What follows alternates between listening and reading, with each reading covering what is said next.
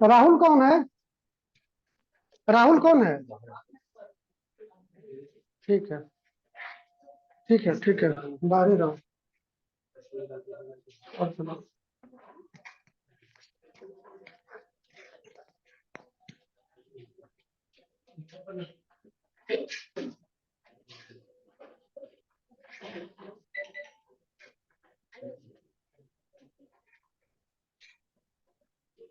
ये पंखा नहीं चल रहा है?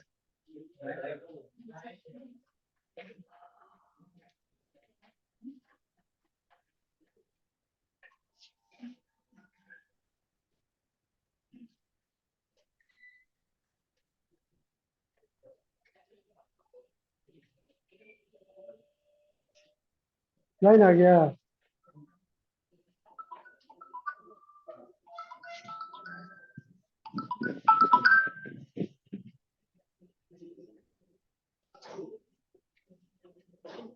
चलिए, तो हम लोग पिछले क्लास में करंट अफेयर्स के बारे में देखे थे, समझे थे। और हमको उम्मीद है कि जितना आप लोगों का हो रहा है वो आप लोग याद भी कर रहे होंगे। याद कर रहे हैं कि नहीं कर रहे हैं? हाँ, याद अगर कर रहे हैं तो उसमें जो टेस्ट हो रहा है उससे तो ऐसा नहीं लग रहा है कि याद कर रहे हैं। कहीं ना कहीं कमी रह रही है, तभी तो उतना ज्यादा नहीं आ पा रहा है। क्या आखिर कारण हो जा रहा है जिससे कि जितना आना चाहिए उतना नहीं आ पा रहा है? नंबर से संतुष्ट है जो टेस्ट दे रहे हैं? जो नहीं दे रहे हैं सो तो छोड़ दीजिए। क्या? अच्छा, ये बताइए कि पिछला बार हम लोग फॉरेन डायरेक्ट इन्वेस्टमेंट के बारे में पढ़े थे। कॉपी मत पलटिए, कॉपी को बंद ही रखिए।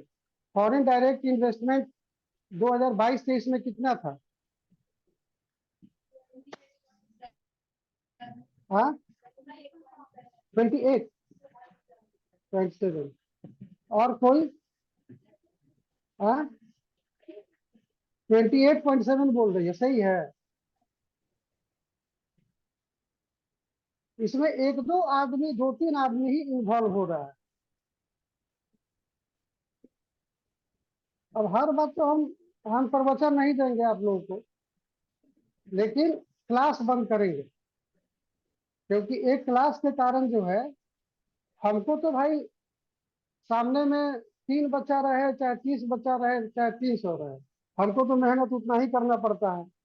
और आप लोग लग्जरी से बाज नहीं आइएगा। जो क्लास नहीं करते हैं सो तो कोई बात ही नहीं है। जो करते हैं उनमें से भी कुछ लोग अनिच्छुक लोग हैं, जो कि केवल प्रेशर नहीं झेल रहे हैं इसलिए चले आ रहे हैं कि पता नहीं कब क्या कर देंगे, तो चलो चल के बैठ लेते हैं। कुछ लोग आ रहे हैं तो याद ये सब कर रहे हैं, तो ठीक है, कोई बात नहीं है। उसको जब तक हमसे हो पाएगा करेंगे। अब भारत सरकार जो है, एक समस्या हम लोगों के पास होता है फूड सिक्योरिटी के मामले में, कि जो स्टोरेज है, जो भी फूड ग्रेन्स हमारे यहाँ आते हैं, तो फूड ग्रेन्स में जो स्टोरेज होते हैं उसमें बहुत सारा हमारा अनाज जो है बर्बाद होता है। आप देखते होंगे रेलवे स्टेशन वगैरह पर, वो मतलब 500-500 बोरा, हजार हजार बोरा का वहां पर पूरा ये रखा रहता है। और उसमें पानी पड़ जाता है, पूरा बोरा में गेहूं भरा हुआ है, पानी पड़ जाता है। आप देखे होंगे कि बोरा में से पौधा निकलने लगता है। चूहा का तो माने चांदी हो जाता है। सबसे ज्यादा मोटा चूहा रेलवे स्टेशन पर ही पाया जाता है, इसीलिए। तो आप उससे क्या हो रहा है कि फूड ग्रेन्स की जो है काफी बर्बादी हो रही है। तो अभी 26 मई 2023 को जो यूनियन गवर्नमेंट की जो कैबिनेट है, जो यूनियन कैबिनेट है, उसने एक जो स्टोरेज का एक प्लान बनाया है, और उस स्टोरेज के प्लान में ये बनाया है कि in all blocks in all blocks a government storage shall be constructed. तो ये जो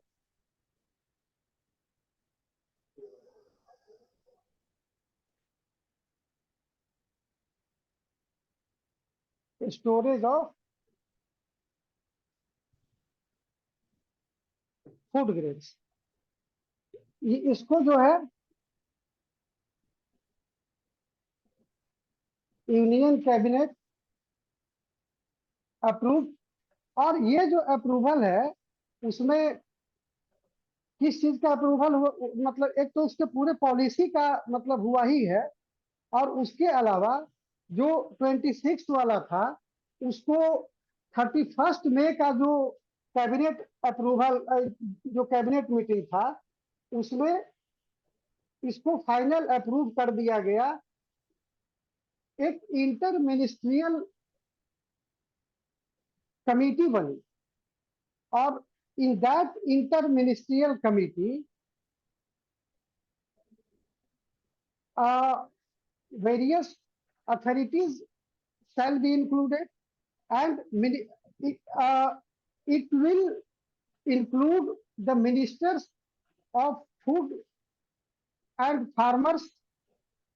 जैसे कि एक होता है मिनिस्ट्री, क्या फूड सिक्योरिटी का होता है, तो फूड सिक्योरिटी में आपको फूड एंड पब्लिक डिस्ट्रीब्यूशन आ जाता है, number one. Number two, food processing industries.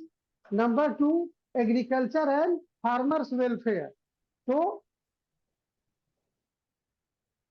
31 में दूसरा चीज है कि इंटर मिनिस्ट्रियल कमिटी, यानी कि आईएमसी। इसमें कौन कौन रहेगा? Food and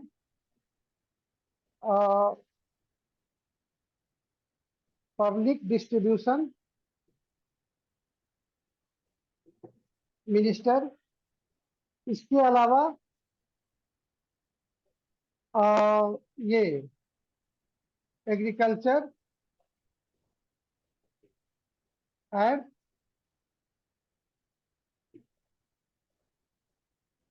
farmers welfare. ठीक है। तो इस तरह से ये सारे मिनिस्टर्स जो है, मतलब ये मिनिस्ट्री का कॉम्बिनेशन है। और फूड प्रोसेसिंग इंडस्ट्रीज जो मिनिस्ट्री है, उसके चार्ज में जो रहेंगे,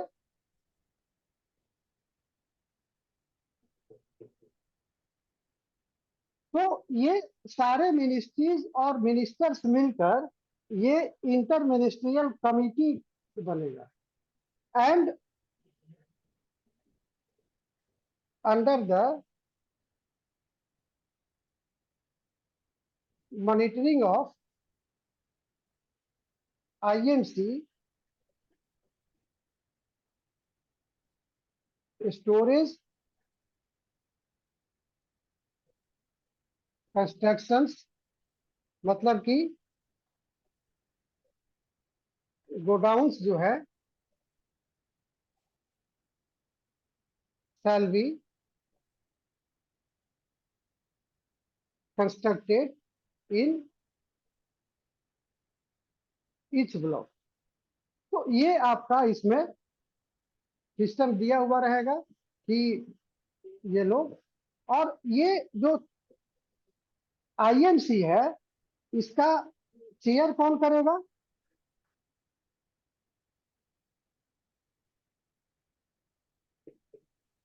चेयर्ड बाई अनिल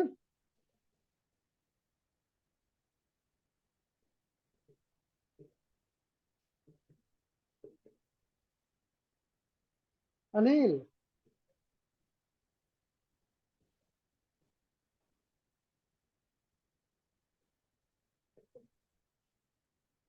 क्या सब करके रखे हो तुम लोग?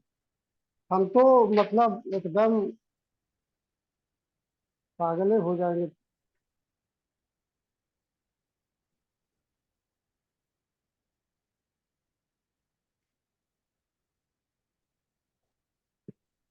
तो होम अभी कौन है ये मिनिस्टर, अभी इसके चार्ज में कौन है? अमित शाह हैं। अब तो उनसे ज्यादा पॉपुलर फिलहाल अभी मिनिस्टर में तो कोई नहीं है। तो इस तरह से जो है आपका, अब आपको पता है कि अभी फूड ग्रेन्स का प्रोडक्शन कितना होता है, करीब करीब थर्टी वन फूड ग्रेन का हंड्रेड लाख 310 मिलियन टन। ठीक है, 310 मिलियन टन हमारा प्रोडक्शन होता है अराउंड, मतलब कि 31 करोड़ टन। और इसमें से हमारे पास स्टोरेज कैपेसिटी कितना है? हमारे पास स्टोरेज कैपेसिटी ओनली 47% का है। तो आप समझ सकते हैं कि जब 47% का हमारे पास स्टोरेज कैपेसिटी है, तो बाकी जो है कितना मुश्किल होता होगा। और फूड सिक्योरिटी के लिए फूड स्टोरेज बहुत ज्यादा ये जरूरी है। तो हमारा फूड सिक्योरिटी इसमें, और इसमें हमको जैसे कि अभी मोटे तौर पर अगर 310 मिलियन का है फूड प्रोडक्शन, तो इन नेक्स्ट 5 ईयर, अगले 5 साल में हमको कम से कम 215 मिलियन टन का स्टोरेज का कैपेसिटी डेवलप करना है।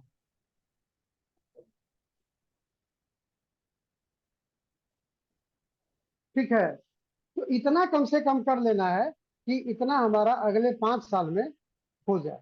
और उसके लिए हर ब्लॉक में जो है वो 2000 टन का, जो ये ब्लॉक में जो हम बनाएंगे, ये ये हर ब्लॉक में 2000 टन कैपेसिटी का एक गोडाउन बनेगा, एक गोदाम बनेगा। और ये इस तरह से ऐसा माना जा रहा है कि दुनिया का सबसे बड़ा स्टोरेज जो प्रोग्राम है ये अभी हो जाएगा, क्योंकि इतने बड़े स्टोरेज पर, इतने बड़े पैमाने पर फूड ग्रेन्स का ये नहीं किया गया है। ठीक है अनिल, वो है कि सब चला गया है? ठीक है,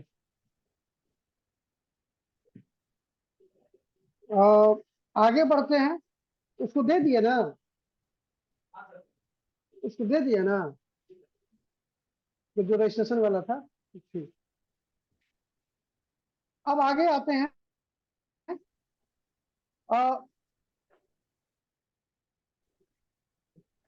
ग्रोथ रेट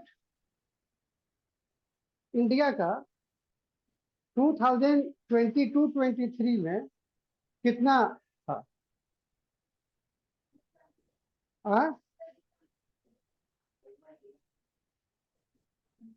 7.2% है। और कोई कितना? 7.8।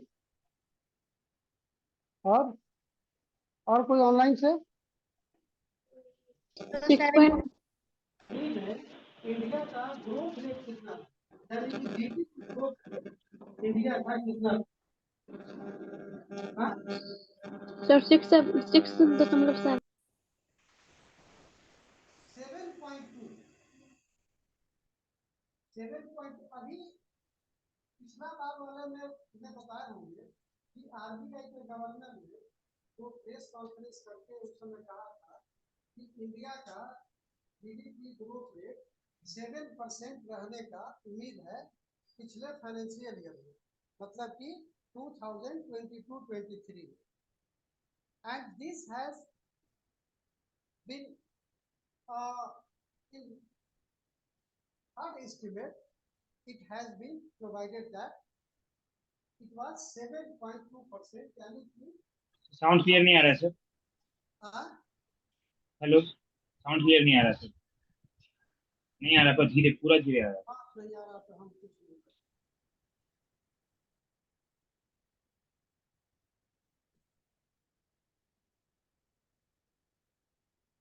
देखो जी, कोई है, आवाज नहीं आ रहा है।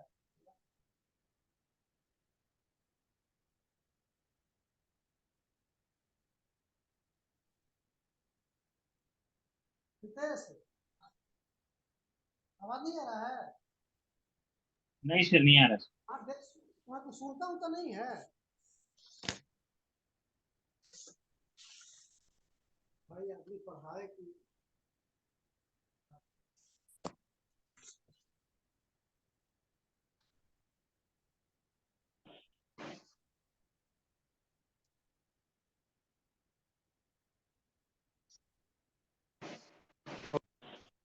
क्या हुआ था, मैंने कट गया था बीच में।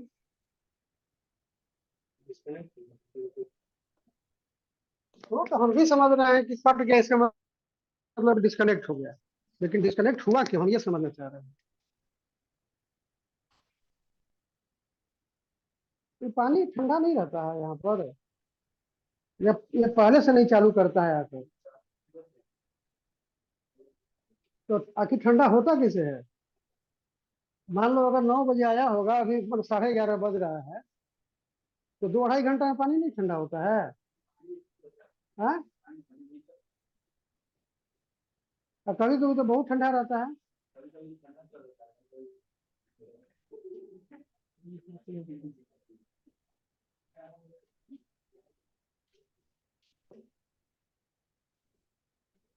कैसे आदमी कहता है कि टेंशन मत करिए, शांति से रहिए, एकदम कूल रहिए, मतलब कैसे आदमी कूल रहेगा?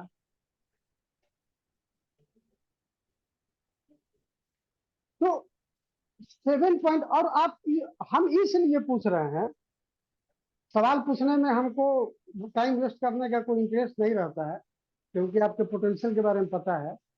हम ये समझना चाह रहे थे कि अभी भी पेपर पढ़ना सब शुरू किया है कि नहीं किया है। अगर ये पेपर में पूरे हेडलाइंस में था, और इसलिए भी था कि ये शो करना था कि इंडिया का ग्रोथ रेट है वो बियॉन्ड एक्सपेक्टेशन हो गया।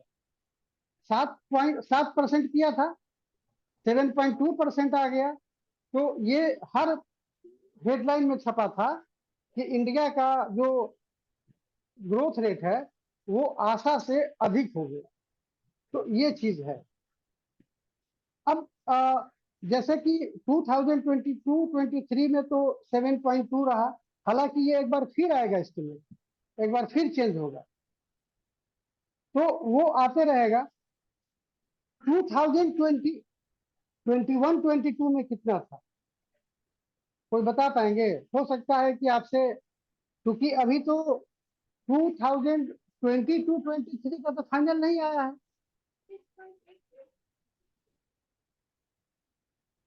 अभी हमारे पास फाइनल डेटा किस ईयर का है? अगर जीडीपी ग्रोथ रेट का फाइनल डेटा अगर कहें तो वो किस रेट का? हाँ, 21-22 का है। तो ऑब्वियस है कि 21-22 का ही पूछे, 2022 तो इसका नहीं पूछे। तो ये जो है 9.1, 9.1 आपका ये रहा था फाइनल।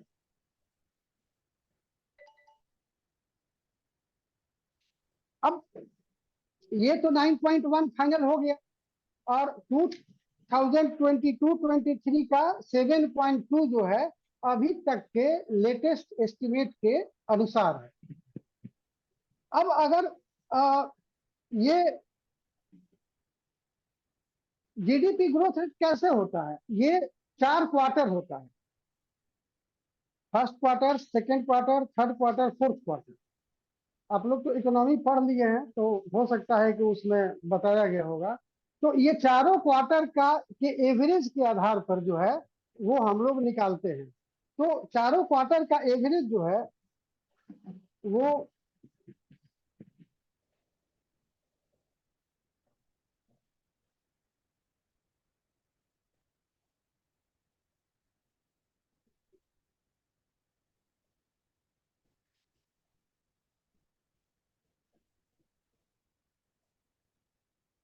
ये जैसे कि 13.1% रहा, ठीक है।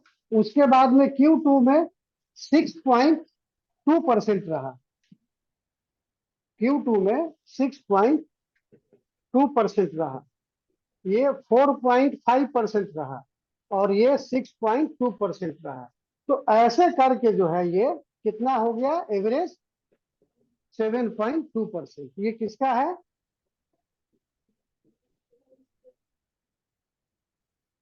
2022-23 तक। बात क्लियर हुआ? अच्छा, इसी में अगर जीवीए समझते हैं ना, जीडीपी और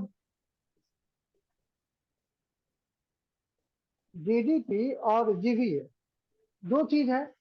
कभी कभी जीवीए ग्रोथ भी पूछ देता है कि जीवीए ग्रोथ कितना है। तो 2022-23 में जीवीए जो ग्रोथ है वो 6.5 रहा, जीडीपी ग्रोथ 7.2, और ये जो है 6.5% आपका जीवीए का ग्रोथ रेट रहा। अब ये जीवीए जो है बहुत तरह में होता है, मैन्युफैक्चरिंग में हो जाएगा, फूड प्रोसेसिंग में हो जाएगा, एग्रीकल्चर में हो जाएगा, बहुत तरह का हो जाएगा। तो उससे हमको ज्यादा मतलब नहीं है, हमको अभी इतना ही है कि 2022-23 में जीवीए कितना है, अगर ये पूछा जाएगा तो हम बता सकते हैं। अच्छा, ग्रोथ रेट तो मान लीजिए 21-22 का देख लिए 9.1, 22-23 का देख लिए 7.2। अब ये जो 23-24 चल रहा है, इसका आरबीआई ने क्या एस्टिमेट लगाया है कि इस ईयर में कितना ग्रोथ रेट रहने का उम्मीद है? तो इसका ग्रोथ रेट 6.5 रहने का उम्मीद है अभी तक के अनुसार। अभी तो आगे क्या होगा ये पता नहीं है।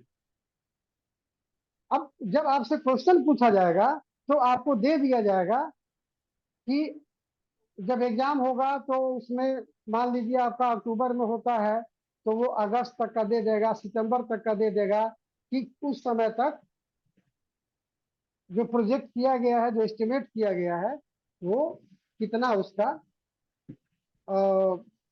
ग्रोथ रेट एस्टिमेट किया गया है। एक इसी तरह से फिस्कल डिफिसिट के बारे में आप जानते होंगे। फिस्कल डिफिसिट मतलब कि राजकोषीय घाटा। तो राजकोषीय घाटा में क्या होता है कि जितना आपका एक्सपेंडिचर होता है और जो आपका रिसिप्ट होता है, आपका खर्चा और जो रिसिप्ट, उसके माइनस को राजकोषीय घाटा कहा जाता है। तो 2022-23 में जो हमारा टोटल एक्सपेंडिचर था वो था 41.89 लाख करोड़।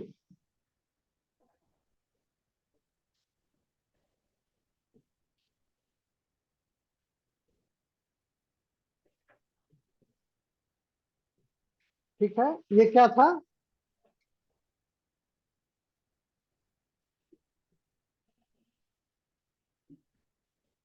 Total expenditure. और ये टोटल रिसिप्ट, जो हमारा जितना हमको मिला है, मतलब आय हुआ है गवर्नमेंट का, वो हो गया 24.56 लाख करोड़। ठीक है, टोटल कितना आ गया? 17। टोटल जो है आपका 17.33। ठीक है, तो हमारा फिस्कल डिफिसिट कितना हो गया? 17 लाख करोड़ रुपीस। ये जो है हमारे टोटल बजट का जो है वो ये टोटल बजट का 6.4% ये है। टोटल का 6.4% है टोटल बजट का 6.4%।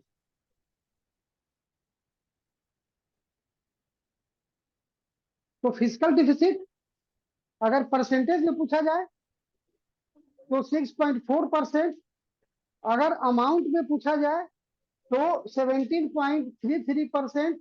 और ये बात समझ में आ जानी चाहिए कि जो हमारा खर्चा है वो आमदनी से ज्यादा है, इसीलिए फिजिकल डिफिसिट हमारा होता है। क्या फिजिकल डिफिसिट जीरो हो जाए तो अच्छा है? क्यों?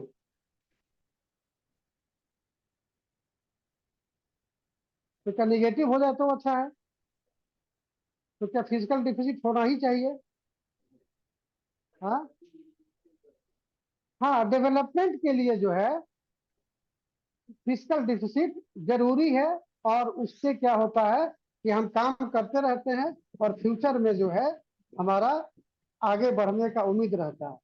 तो इसमें जो है, हालांकि ये 2022-23 में ये 6.7 था।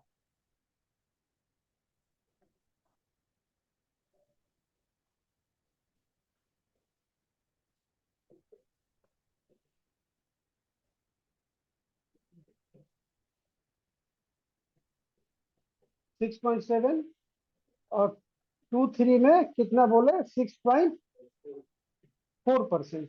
और यही जो है 2023-24 में ये टारगेट रखा गया है कि 5.9% होना चाहिए।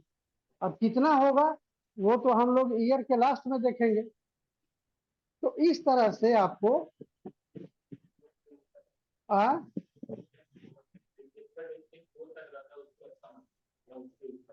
हाँ, मतलब एक प्रेस्क्राइब्ड इकोनॉमी के अनुसार एक प्रेस्क्राइब्ड रेंज रहता है। कैसे हम लोग इन्फ्लेशन में माने हैं कि 4% जो है ±2 होना चाहिए। तो तो उसके हिसाब से अभी कितना है इन्फ्लेशन? हाँ, 4.25। 4.25। हाँ, ये जवाब अच्छा आया। 4.25 जो है ये आया। तो इस तरह से हम लोग देख रहे हैं कि ये जो है डेटा जो है इकोनॉमिक डेटा कुछ कुछ बीच बीच में आते रहता है। आप बीच बीच में जो आता है उसको अगर समझते पढ़ते रहेंगे तो फाइनल वाला भी जो आगे आते रहेगा, या इसी में फाइनल भी आ ही रहा है। ये सब फाइनल ही है, ये फाइनल नहीं है, ये सब फाइनल ही है। 2021-22 का जो लिखा है वो फाइनल ही है। तो इस तरह से एक आइडिया, या जब उस तरह का आप न्यूज देखते हैं तो फिर आपको लगता है कि वो फाइनल है हमारा, या उसमें क्या हमको याद करना चाहिए क्या नहीं करना चाहिए। बिहार में जो है आपको पता है कि आ, एक ही इंडस्ट्री होने का ज्यादा संभावना है, एग्रो बेस्ड यानी कि फूड प्रोसेसिंग इंडस्ट्री। तो 2022-23 में जो फूड प्रोसेसिंग इंडस्ट्री का वैल्यूएशन था बिहार में वो 2700 करोड़ रुपीस था। बिहार में जो खाद्य प्रसंस्करण है, जो फूड प्रोसेसिंग है, उसका 27,000 करोड़ रुपीस का वैल्यूएशन था, जो कि 2023-24 अभी जो चल रहा है उसमें 4700 करोड़ रुपीस होने का उम्मीद है। सवाल हमसे कैसे पूछा जाएगा हमको नहीं पता रहता है, लेकिन क्या पूछा जा सकता है उसके आधार पर हम लोगों को याद करना चाहिए, समझना चाहिए। ठीक है। एक एक डेटा बोले थे, जो कि बोले थे कि हर महीने के 12 तारीख को पब्लिश होता है। किसका डेटा? हाँ,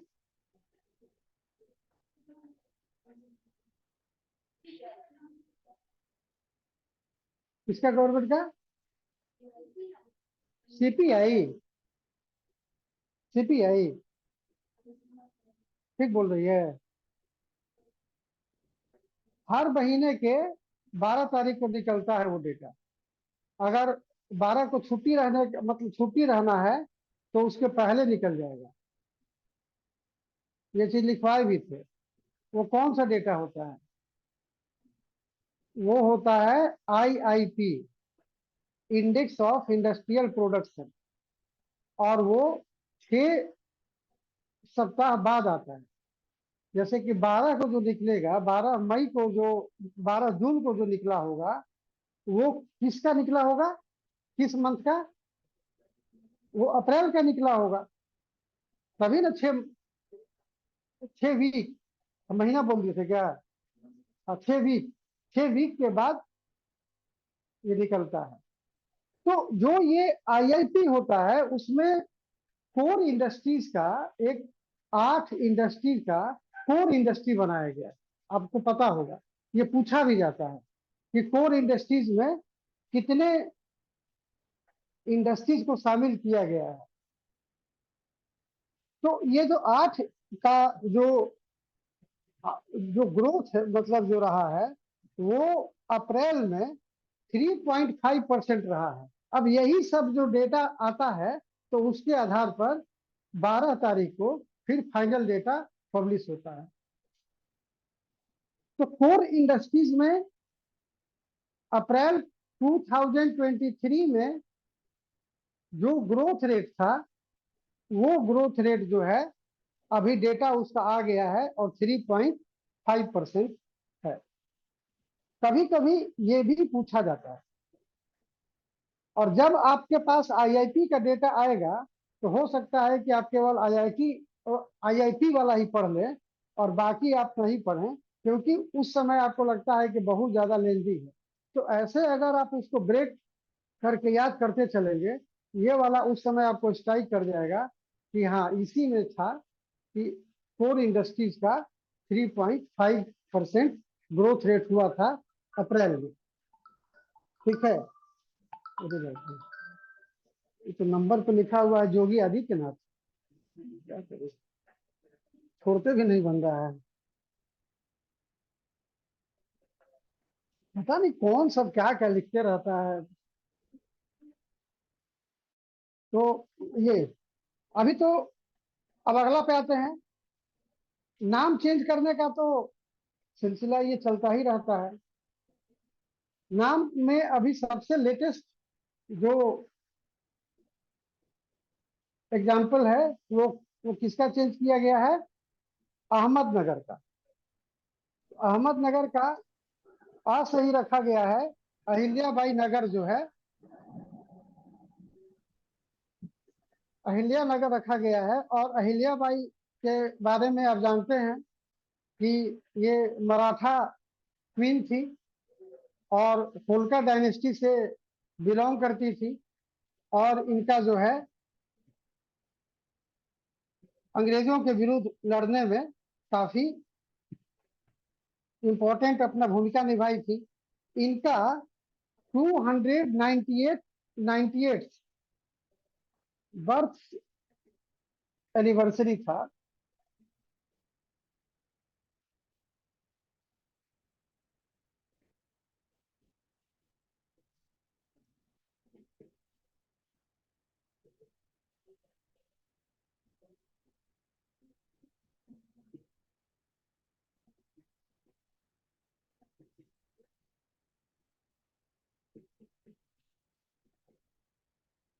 अहमदनगर का नाम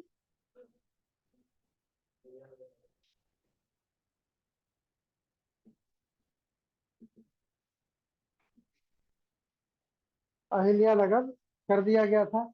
इस तरह का अभी ज्यादा घटना जो है वो महाराष्ट्र में हो रहा है, क्योंकि वहां पर अभी एकदम वैसा संजोग चल रहा है, कहिए। इसी तरह से औरंगाबाद का नाम जो है भी बदला गया था और छत्रपति संभाजी नगर रखा गया था। उसी तरह से उस्मानाबाद था, उस्मानाबाद का नाम धाराशिव कर दिया गया। तो उस तरह से जो है ये सारा चीज चल रहा है। अहमदनगर का सपना जो है, अहमदनगर कभी राजधानी रहा करता था। मतलब क्या याद है कि ये किस सल्तनत में के समय में काफी महत्वपूर्ण शहर हुआ करता था? आप लोगों ने पढ़ा होगा बहमनी सल्तनत। तो बहमनी सल्तनत जब अलग हुआ था तो उसमें से 5 राज्य अलग हुए थे, और उसी 5 राज्य में से जो ये एक अहमद निजाम शाह थे, अहमद निजाम शाह, उन्होंने ही अपने नाम पर, अहमद निजाम शाह ने इस शहर का नाम अहमदनगर किया था 1498 1494 एडी में। 1494 एडी में इस शहर का नाम अहमदनगर किया गया था। और अहमदनगर से अब ये 1494 कहाँ, सोचिए, और कहाँ 2023। अब ये नाम जो है बदल कर, अब आप लोगों को सुकून मिला होगा कि अब जाकर न्याय जो है हम लोगों के साथ हो गया। तो चलिए सुकून में रहिए आप लोग। जल्लीकट्टू अभी बैन है, मतलब प्रोहिबिटेड है या चालू है? चालू हो है गया। सर। कौन चालू किया? सुप्रीम कोर्ट चालू किया या स्टेट गवर्नमेंट ने चालू किया? स्टेट गवर्नमेंट ने एक्ट बनाया, ठीक है, और उस एक्ट को सुप्रीम कोर्ट में चैलेंज किया गया, सुप्रीम कोर्ट ने उसको अप्रूव कर दिया। तो 18 में 2023 को ये अप्रूव हुआ था। और इस तरह से at present there is no prohibition, no restriction on the conduction of Jallikattu. तो ये फाइनल इसका स्टेटस है, और ये अभी किया जा रहा है। आगे बढ़ते हैं। बिहार में जैविक मिशन के बारे में हम लोग अक्सर पढ़ते हैं। एट प्रेजेंट जैविक मिशन जो है, एक जैविक कॉरिडोर बनाकर उसमें ऑर्गेनिक फार्मिंग को बढ़ावा दिया जा रहा है। तो ये ऑर्गेनिक फार्मिंग का जो कॉरिडोर है वो कितने डिस्ट्रिक्ट से होकर गुजर रहा है? अभी ये 13 डिस्ट्रिक्ट से होकर गुजर रहा है, 13। और इसमें जो स्टार्टअप करेंगे, जो इसमें कोई काम करना शुरू करना चाहेंगे ऑर्गेनिक फार्मिंग पर, उस तरह के जो इंडस्ट्रियलिस्ट हैं या जो स्टार्टअप करने वाले लोग हैं, उनको Bihar government 10 lakh rupees assistance देगी, 10 लाख रुपीस। और इस 10 लाख रुपीस को विदाउट एनी इंटरेस्ट दिया जाएगा, इंटरेस्ट नहीं, मतलब उस पर रहेगा। And it has to be return within next 10 years. आपको अगर ऑर्गेनिक फार्मिंग में कोई काम करना है, आप करना शुरू करिए, 10 लाख रुपीस सरकार देगी विदाउट एनी इंटरेस्ट, वैसा ही जैसा कि आपके अकाउंट में रखा हुआ है, और आपको उसको अगले 10 साल में रिटर्न करना है। और उसमें भी और भी कुछ कुछ है, जैसे कि अगर वुमेन करेंगी तो उनको 50,000 अधिक दिया जाएगा, यानी कि 10,50,000 दिया जाएगा। या फिर अगर SC ST के लोग अगर हैं तो उनको 11 लाख रुपया दिया जाएगा। तो इस तरह से हर क्षेत्र में जो है ये किया जा रहा है। और अभी ऑर्गेनिक फार्मिंग जो है वो 17,500 एकड़ में ऑर्गेनिक फार्मिंग बिहार में किया जा रहा है। सवाल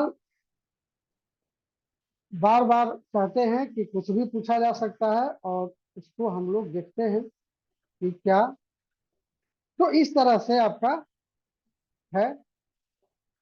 चाइना के बारे में तो आपको बहुत सारी बातें हम लोगों को न्यूज़ में पता चलते रहती है। अभी एक स्पेस स्टेशन चाइना बना रहा है। हमको पता है कि अभी का जो इंटरनेशनल स्पेस स्टेशन है वो अब एक्सपायर होने वाला है और अब उसके जगह पर नया बन रहा है और चाइना जो है अपना एक अलग बना रहा है। और उसका नाम क्या लिखवाए थे? नाम कोई एक आदमी बता दीजिए। Chinese Tiangong type. Tone Kong. Tiangong something. हाँ, और ऑनलाइन से तो बहुत लोग बता रहा है लेकिन ऑफलाइन में कोई नहीं बता रहा है।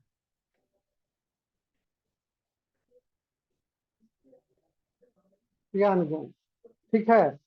ये जो है आपका, अब इस पर जो है 6 6 या 5 5 या 3 3 एस्ट्रोनॉट्स को भेजा जा रहा है जो कि वहाँ 6 6 महीना 3 3 महीना जिसको जैसा भेजा जा रहा है वो वहाँ काम करके वापस आ रहे हैं और फिर जा रहे हैं। इसी तरह से अभी जो है सेंजाऊ 15 एक स्पेस शटल है।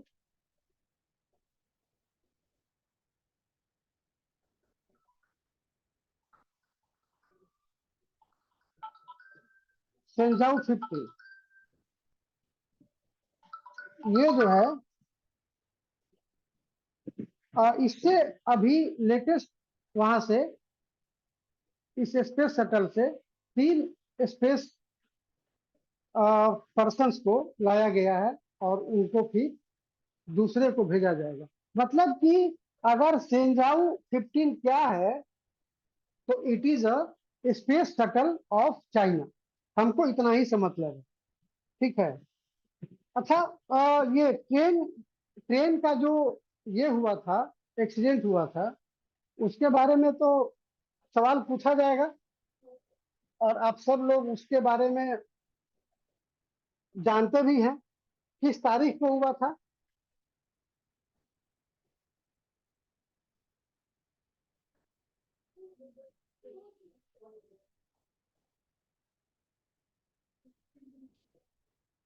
दो जून को हुआ था। कहाँ पर हुआ था? Balasore railway station. बालासोर क्या है? बालासोर कुछ होगा ना। बालासोर रेलवे स्टेशन है। हम बालासोर रेलवे स्टेशन है। माने जहाँ एक्सीडेंट हुआ उसका नाम सर नहीं, एरिया का नाम है, रेलवे स्टेशन तो शायद वो जिला बाहांगा का नाम, करके कुछ था। वो जिला का नाम है। उड़ीसा का वो जिला है जिस जिला में ये घटना घटी थी। अब वो पूछे पूछने का तो जिला का नाम तो पूछने का उम्मीद कम है। रेलवे स्टेशन का नाम पूछने का ज्यादा उम्मीद है कि रेलवे स्टेशन किस रेलवे स्टेशन के नजदीक हुआ था वो पूछ सकता है। तो वो था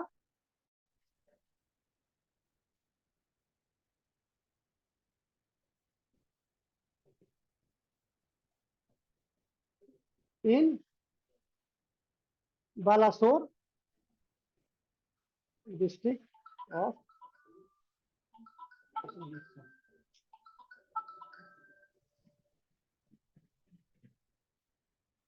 ठीक है। कौन कौन सी ट्रेन थी? कितनी ट्रेन थी? 3।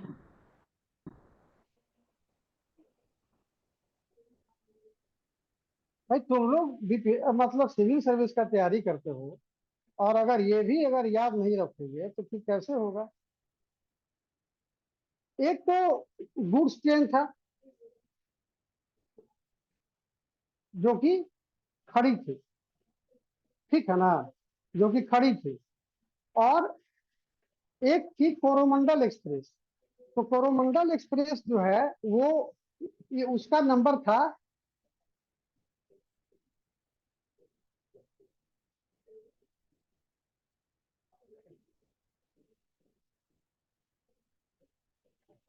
सुपर फास्ट एक्सप्रेस, और दूसरा था बेंगलुरु हावड़ा, ठीक है ना।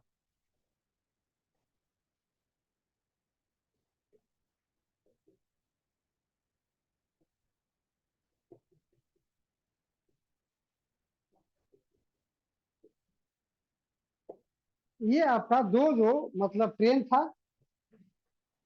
ये 841 कर लीजिए, 841, 841 और 864, ये आपका तीन ट्रेन वहां पर लड़ा था। ये ट्रेन ये ट्रेन आ रही थी और मतलब ये ट्रेन इससे टकराई और इसका बॉगी उछल के जो है आते हुए सामने से ये ट्रेन पर ये पड़ गया। और कितने मतलब डेथ कितना हुआ है अभी तक, क्योंकि इसका डेथ जो है वो भी इम्पोर्टेंट है, क्योंकि बहुत हाईलाइट हो गया है ये मामला। 289 अभी तक हुआ था, जो कि कल एक डेथ हो गया, तो 290 हो गया टोटल, ठीक है। तो इस तरह से आपका, और उस समय जो कोरोमंडल एक्सप्रेस थी 128 किलोमीटर पर आवर के स्पीड से चल रही थी, जो कि बहुत ज्यादा भी नहीं कहा जाएगा, ठीक है। तो इस तरह से ये हुआ। अच्छा, मणिपुर के बारे में जानते हैं। मणिपुर में अभी जो वायलेंस एरप्ट हो गया है, उसके उसमें कई तरह की बातें आ रही हैं। आपको हम लोग भी क्लास किए थे, उस पर पूरा एक पिक्चर दिए थे कि कितने कुकीज हैं, कितने मितीज हैं, कितने क्या है, वो सारा चीज बताए थे। अभी वहां जो घटनाएं घट रही हैं उसकी जांच के लिए सेंट्रल गवर्नमेंट ने एक कमेटी बनाई है, 3 member committee, that is headed by ex chief justice of Guwahati.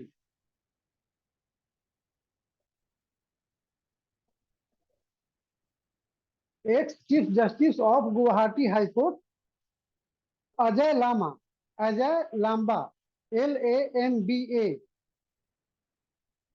और एक उसके मेंबर हैं हिमांशु शेखर दास, XIAS या रिटायर्ड IAS, और दूसरे हैं आलोक आलोका प्रभाकर या आलोक प्रभाकर, ये रिटायर्ड IPS है।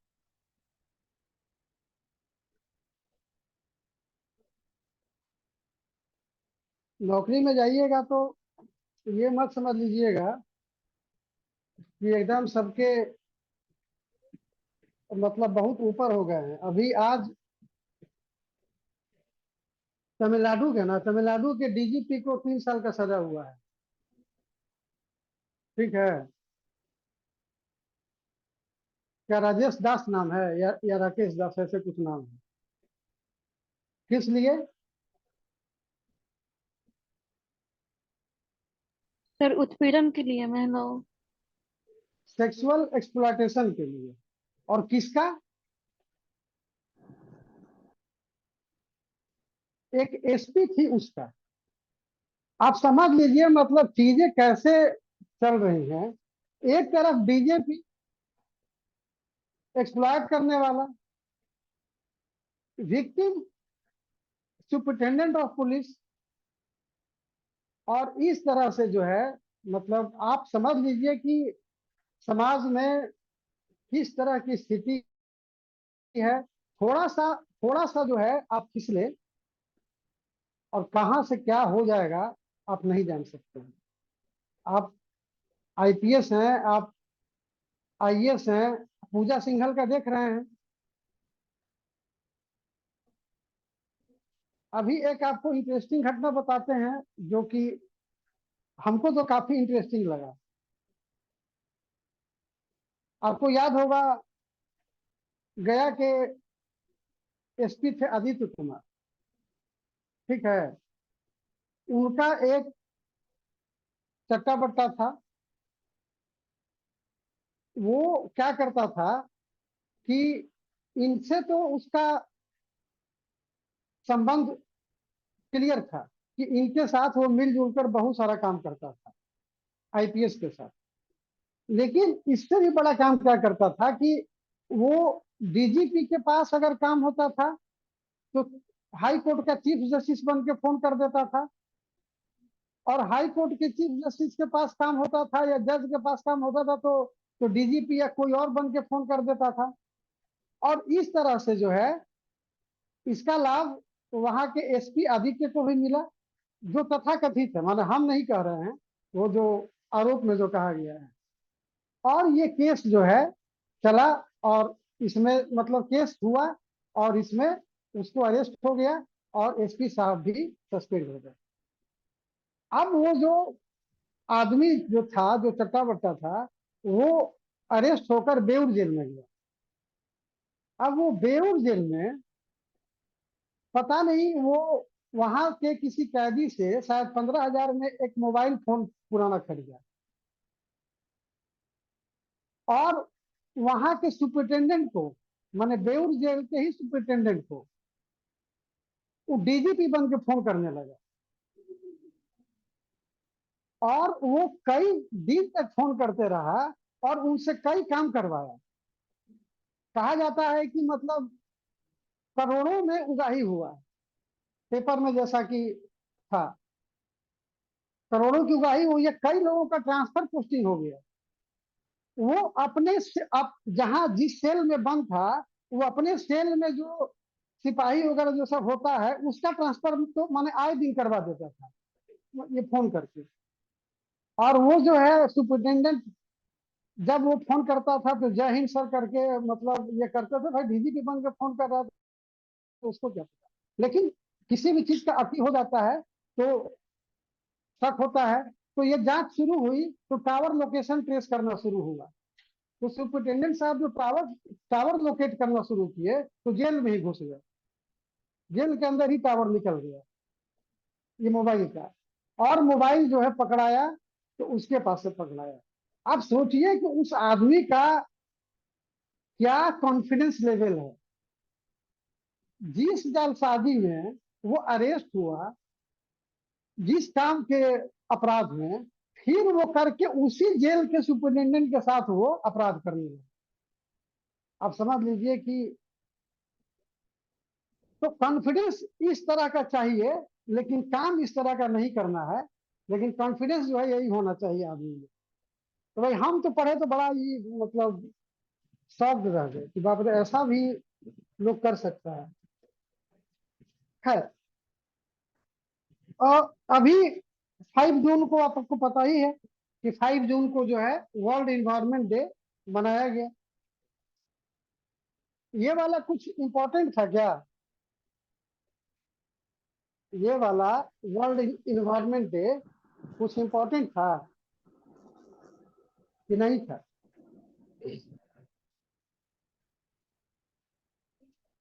वो दरवाजा अगर बंद कर दोगे तो हमको लगता है कि पानी लाना। अच्छा, हमको लगा कि खुला ही हुआ था क्या। ये पहली बार कब ऑब्जर्व किया गया था? पहली बार कब सेलिब्रेट किया गया था?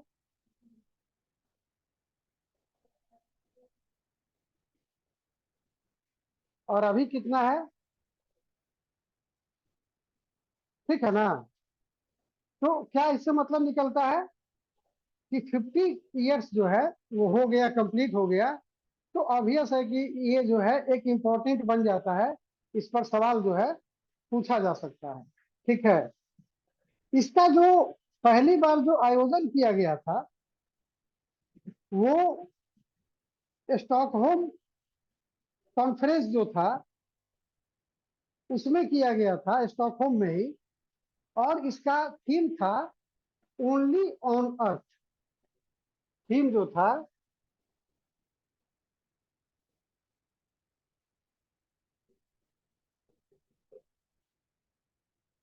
ओनली ऑन द अर्थ, ये इस समय का था थीम। ठीक है। अब इस साल जो है हम लोग अभी मना रहे हैं, तो अभी का थीम क्या है? Beat plastic pollution.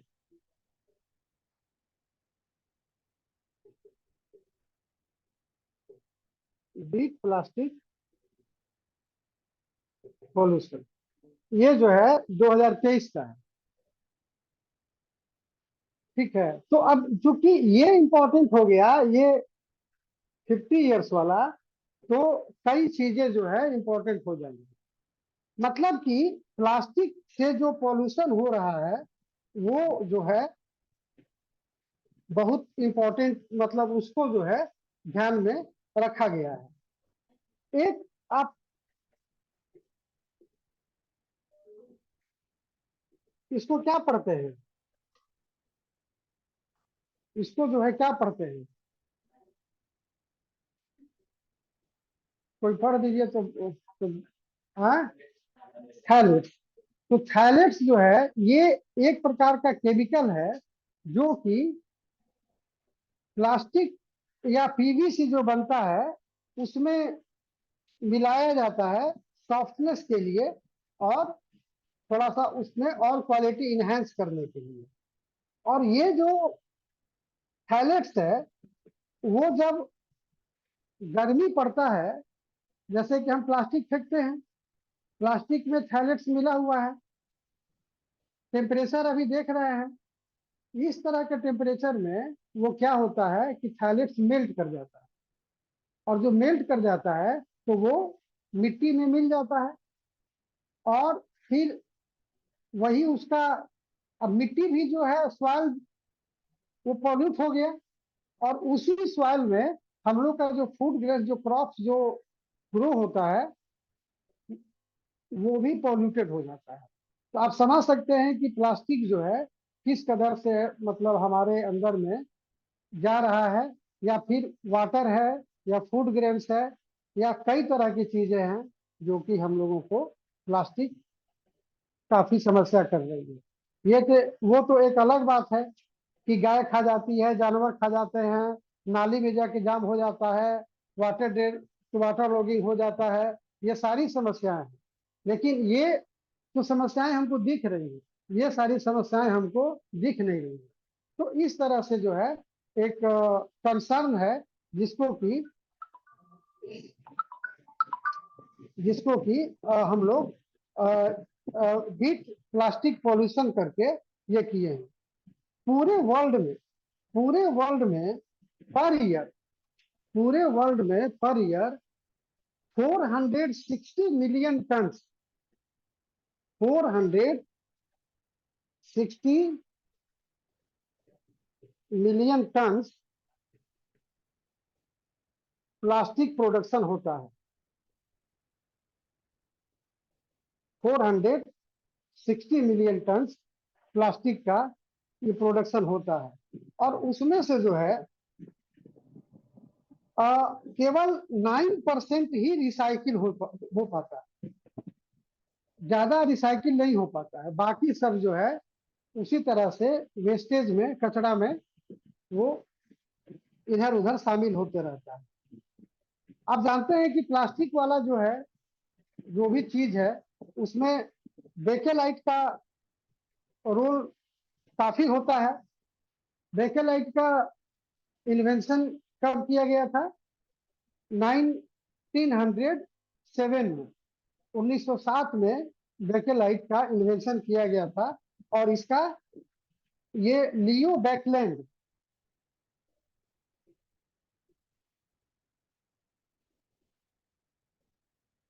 लियो बैकलैंड ने किया था, और इन्हीं के नाम पर उसको बैकेलाइट कहा जाता है।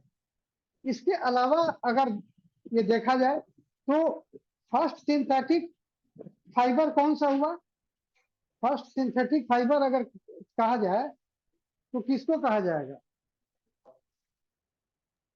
रेयन को, पॉलिएस्टर को, या पॉलिस्टीरीन को, या नाइलॉन को? पॉलिएस्टर, पॉलिस्टीरीन, या नाइलॉन?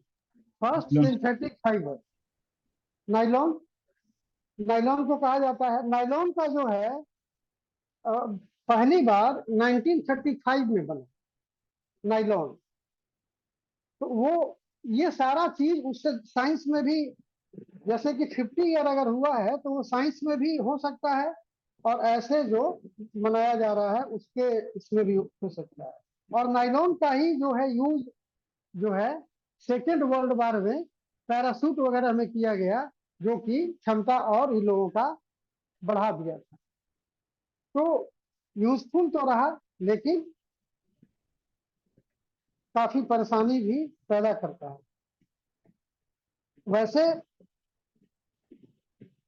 इंडिया में सिंगल यूज प्लास्टिक को बैन कर दिया गया है। कब से?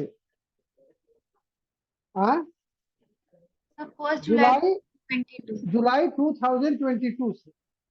ठीक है। तो इस तरह से आप कई सारी चीजें हैं जो भी आपको इससे मिले। और इससे क्या होगा ना कि आप पीटी में तो लिखेंगे ही, पीटी में तो अगर क्वेश्चन पूछेगा तो लिखेंगे ही। आपके पास अगर एक जगह किया हुआ रहेगा तो आप मेंस में भी जो क्वेश्चन इस पे पूछा जाएगा, क्योंकि पूछा ही जाएगा। अगर 50 इयर्स वर्ल्ड इन्वायरमेंट डे का हुआ है तो पॉल्यूशन पर ऐसे भी पूछा जाता है, और एक ओकेजन भी है तो पूछा जा सकता है। और उस परिस्थिति में आपको ये सारी बातें लिखेंगे तो नंबर जो है ज्यादा मिलेंगे। वैसे यूनाइटेड नेशंस के 175 नेशंस जो हैं वो एक साइन किए हुए हैं प्लेज पर। प्लेज मतलब शपथ टाइप का जो होता है, शपथ पत्र, कि 2024 तक 2024 तक वो प्लास्टिक पॉल्यूशन को अपने अपने देश में समाप्त कर देंगे। और उसी दिशा में ये जुलाई 2022 में हमारे यहाँ सिंगल यूज प्लास्टिक को बैन किया गया। तो कई बार चीजें जो है इंटरनेशनल कंपल्सन में भी की जाती है। तो अब बात समझ में आपको आ रही है। जैसे कि कभी कभी आपको लिखने को आता है कि role played by United Nations, या role played by United Nations environment programme, UNEP. तो ये सारा चीज है जो कि ये लोग मोटिवेट करते हैं, उनको कोऑपरेट करते हैं, असिस्ट भी करते हैं, कुछ फंड भी दिया जाता है जिससे कि आप ये सारा काम करिए। और आपको पता ही है कि सस्टेनेबल डेवलपमेंट गोल जो है वो बना हुआ है, और उसके आधार पर कई काम जो है वो चलाए जाते हैं। ठीक है। तो इस तरह से चीजें बहुत सारी हैं। चाइना में जो है टाइनामेन स्क्वायर पर एक प्रो डेमोक्रेसी प्रोटेस्ट हुआ था। वो हर साल जो है ये मनाया जाता है, तो ये मनाया जाता है उसका एनिवर्सरी। ये पहली बार, ये मतलब जो इंसिडेंट है 1989 का है। 1989 में ये हुआ था। और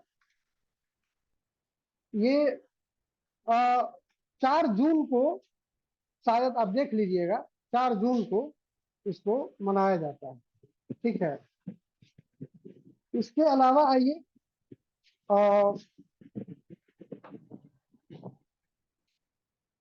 मैग्नेटिक एनोमैली जानते हैं?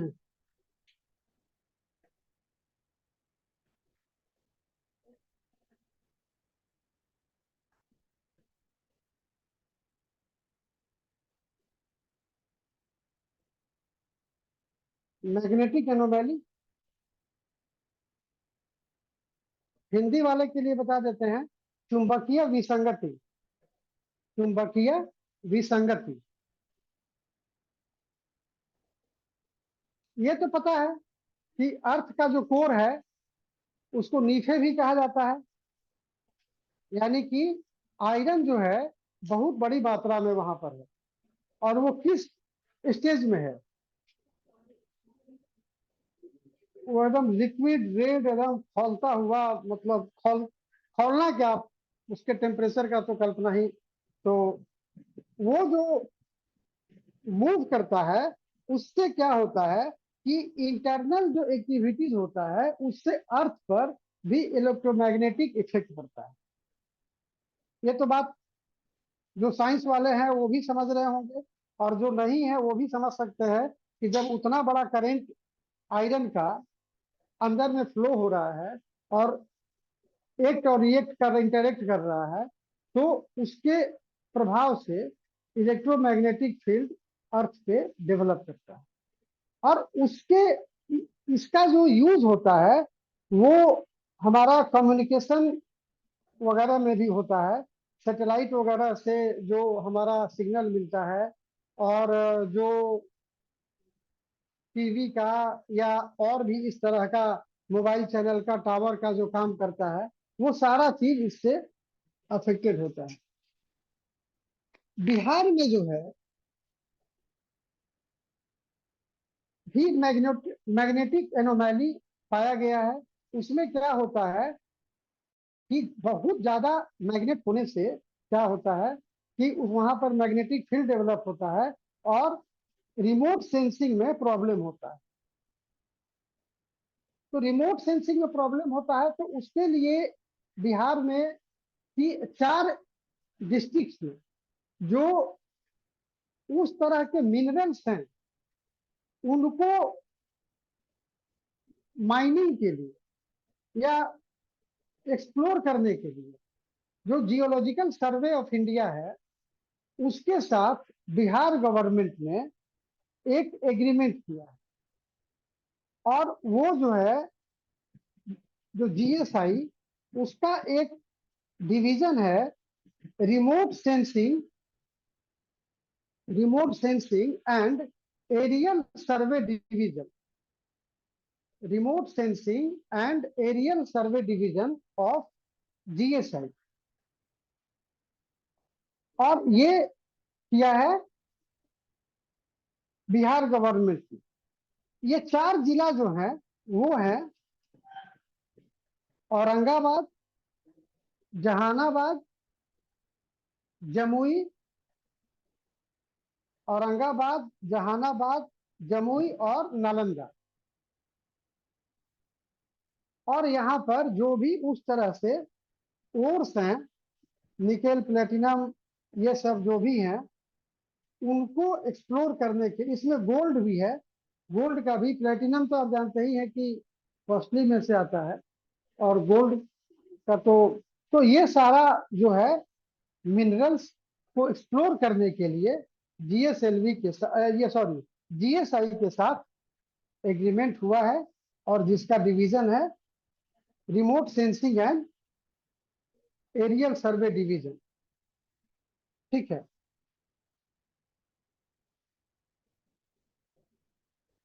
अजमेर 92 का, अजमेर 92 का नाम सुने हैं क्या?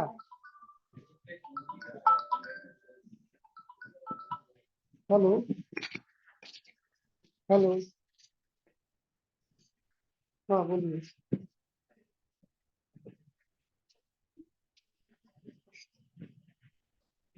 अच्छा ठीक है, आप तो आधा पौन घंटा रुकिए, हम आपको कॉल करते हैं। ठीक है।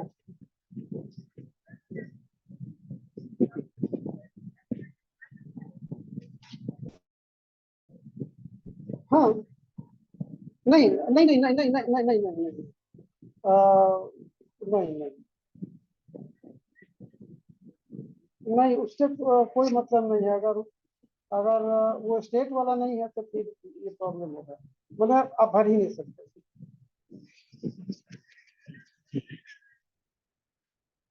नहीं तो उसमें उसमें किसी का बात नहीं मानना है, आप नोटिफिकेशन पढ़ लीजिए।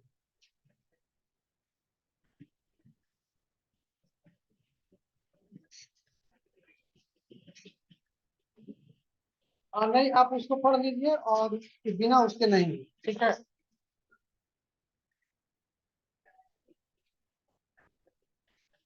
हाँ, वो ऑप्शन मतलब मांगा जाएगा। अगर आप वो ऑप्शन नहीं फिलअप करिएगा तो फिर आपका वो एक्सेप्ट नहीं करेगा।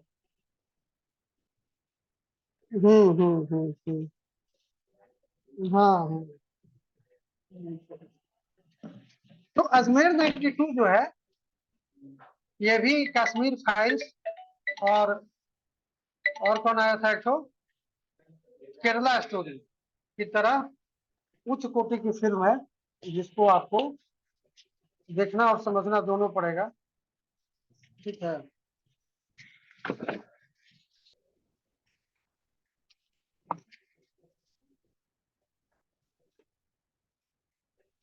बायोचार जानते हैं? बायोचार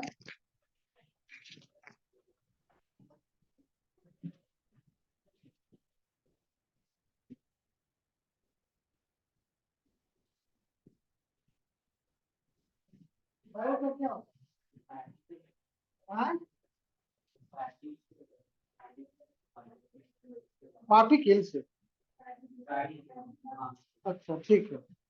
ये जो है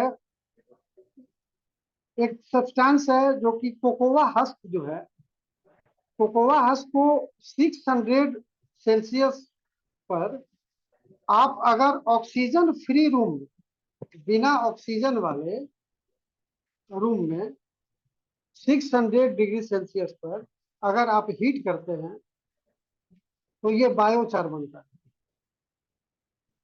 इस बायोचार का यूज जो है वो ये है कि ये जो कार्बन डाइऑक्साइड, जो कार्बन एमिशन जो होता है उसको एब्जॉर्ब कर देता है। तो अभी जो है यूनाइटेड नेशंस का जो आईपीसीसी है, आईपीसीसी तो जानते हैं ना, inter governmental panel on climate change, IPCC, United Nations IPCC का ये रिपोर्ट आया है कि जो बायोचार है उसको हम लोग यूज कर सकते हैं कार्बन डाइऑक्साइड को एब्जॉर्ब कर देंगे। और ये जो कार्बन डाइऑक्साइड है पर ईयर कितना ये होता है, पर ईयर कितना प्रोडक्शन होता है या कितना बनता है, कुछ आइडिया है? 40 billion ton, 40 billion ton carbon dioxide का प्रोडक्शन होता है। उसमें से बायोचार जो है वो अगर फुली डेवलप किया जाए तो 2.6 बिलियन को एब्जॉर्ब कर सकते हैं। तो ये एक बड़ा टेक्निक हो सकता है कार्बन एमिशंस को कम करने में। ठीक है। और बायोचार इंडस्ट्री का मोटे तौर पर अभी 19,000 टन होता है प्रोडक्शन। उससे कोई मतलब नहीं, उस पर सवाल आपसे नहीं पूछा जाएगा। इधर आपको एक और टर्म सुनने को मिला होगा, कवच के बारे में। कवच क्या है? एक रेल सेफ्टी मैकेनिज्म है जिसमें कि सामने से अगर कोई ट्रेन आ रही है और इधर से आ रही है, ऑटोमेटिक ब्रेक जो है वो लग जाएगा, सिग्नल भी जो है आपका ये हो जाएगा। लेकिन ये चीज जो है अभी काम नहीं कर रहा था, इस कारण से जो है ये हुआ। और भी बहुत सारी बातें हैं। कई पार्लियामेंट्री कमेटी वगैरह ने भी इस पर रिपोर्ट दिया था कि इस पर काम करने की जरूरत है, सेफ्टी नेटवर्क जो है ठीक नहीं चल रहा है। तो खैर वहां तो बड़े बड़े लोग बैठे हैं तो हम लोग क्या करेंगे। एक आपको देख रहे होंगे कि इधर चाइना का दहशत जो है पूरे विश्व में अमेरिका के लीडरशिप में काफी बढ़ रहा है। नहीं, मतलब कि एक ऐसा लग रहा है कि चाइना वर्सेस यूएसए हो गया है।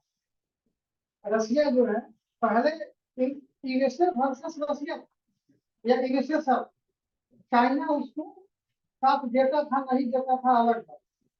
अब यूएस वर्सेस चाइना हो गया है, रसिया उसमें साथ देता हुआ दिखाई दे। तो अब हर जगह जो है, जैसे कि क्वाड बना, तो क्वाड बना तो क्वाड क्यों बना? क्वाड को बताते कि पहले नहीं बना था। तो क्वाड इसलिए फिर जोड़ दिया गया ताकि जो है चाइना को रोका जा सके। और जो जियो पॉलिटिकल जो सर्कमस्टांसेस, तो इंडियन पैसिफिक ओशन जो है उस ओशन में इंडिया ही काम देगा आपको। तो इसलिए इंडिया को यूएसए जो है बहुत ज्यादा प्रेफरेंस भी मिल रहा है। अभी प्राइम मिनिस्टर वहां जाने वाले भी हैं, फिर आपको मौका मिलेगा कई चीजें हैप्पी हैप्पी वाला चीज सब देखने को। उसमें एक नावल अलायंस बन गया। नावल अलायंस मतलब कि सैन्य गठबंधन, सैन्य संगठन, नावल अलायंस। इसमें जो है ईरान होगा, सऊदी अरेबिया होगा, इंडिया होगा और पाकिस्तान। इसमें और कोई मतलब अमेरिका नहीं होगा। इसमें काफी घटिया।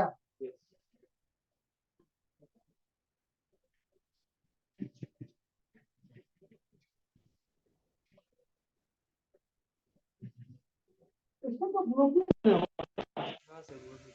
अपने आप छोड़ देता है।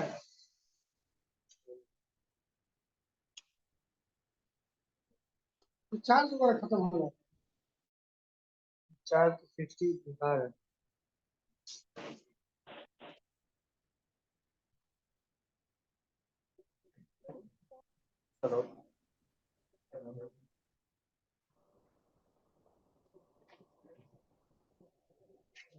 इसको निकाल दे। वो हम तो लगा ही नहीं, लगाए थे उसको, निकाल दिया फोन आया था। हाँ अगर निकाले तो उधर से आवाज आ रहा था क्या? आवाज आ रही है जी? हेलो। Yes, sir. तो आफत है ना। इसी तरह से जो नेवल अलायंस जो बन रहा है, ईरान सऊदी अरब, कहाँ मतलब आप समझ सकते हैं, कहाँ ईरान, कहाँ इंडिया, कहाँ पाकिस्तान, सब जो है एक ये हो रहा है। और वो किस लिए? वो इसलिए कि गल्फ वाले एरिया में चाइना के इफेक्ट को कम किया जा सके, और उसमें इंडिया और पाकिस्तान को, खासकर इंडिया को प्रोमिनेंटली जो है जोड़ा जा रहा है। इसी तरह से आप और देखे होंगे कि मिडिल ईस्ट में चाइना के इफेक्ट को कम करने के लिए I2U2 बना था। यानी कि इंडिया, इजराइल, यूएसए और यूएई, I2U2 ये भी संगठन ही था, है, डायलॉग है, संगठन है। इसी तरह से 2+2 भी चला था। तो 2+2 तो अलग चीज है, वो तो मेथड ऑफ डायलॉग है, अमेरिका और इंडिया के बीच में या किसी भी कंट्री के बीच में हो सकता है। तो वो एक मेथड है। लेकिन I2E2 एक संगठन है, एक ऑर्गेनाइजेशन है, जिसमें कि इंडिया, इजराइल और यूनाइटेड स्टेट्स और यूएई शामिल। तो आप इसको, चीजों को देखते रहिए, करते रहिए। देखिए जो सस्टेनेबल डेवलपमेंट गोल है, उस सस्टेनेबल डेवलपमेंट गोल को अचीव करने के लिए कई तरीका इस्तेमाल किया जाता है। कई तरीका इस्तेमाल, आप स्टॉक मार्केट में उसका कोई यूज हो सकता है। सस्टेनेबल डेवलपमेंट गोल को अचीव करने के लिए, प्रमोट करने के लिए स्टॉक मार्केट में कुछ ऐसा देखे हैं। एक तो आप देखे होंगे कि इन्वायरमेंट फ्रेंडली स्टॉक्स को अलग किया गया, और एक आप और टर्म देखते होंगे, ईएसजी। ईएसजी जो फंड्स हैं, जैसे म्यूचुअल फंड बनता है ना, तो उसमें ईएसजी फंड बनता है। ईएसजी फंड का मतलब समझते हैं? ईएसजी का फंड का जो मतलब है,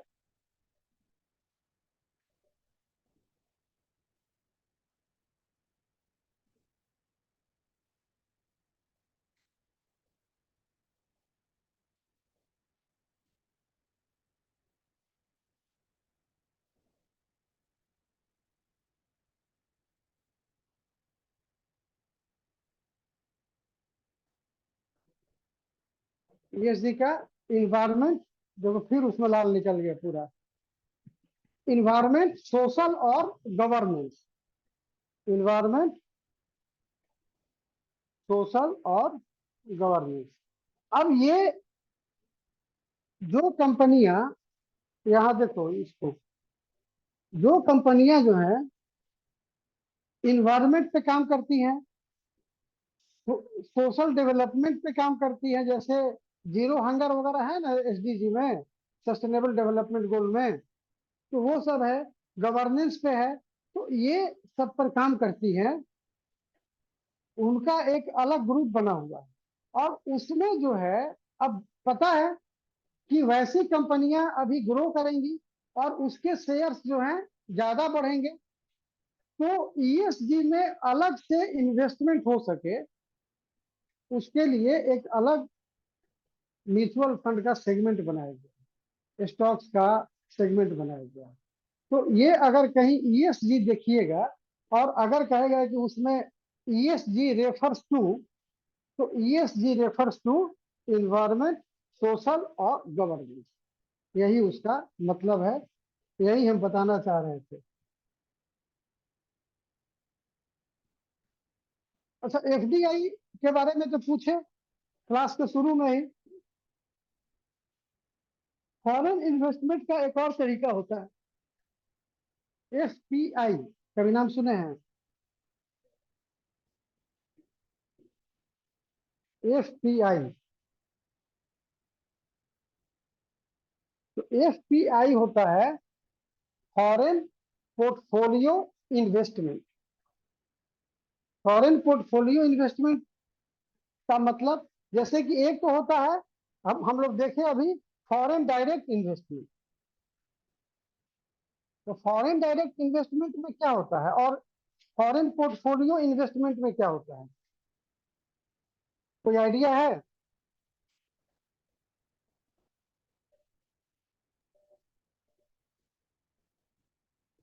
एफपीआई,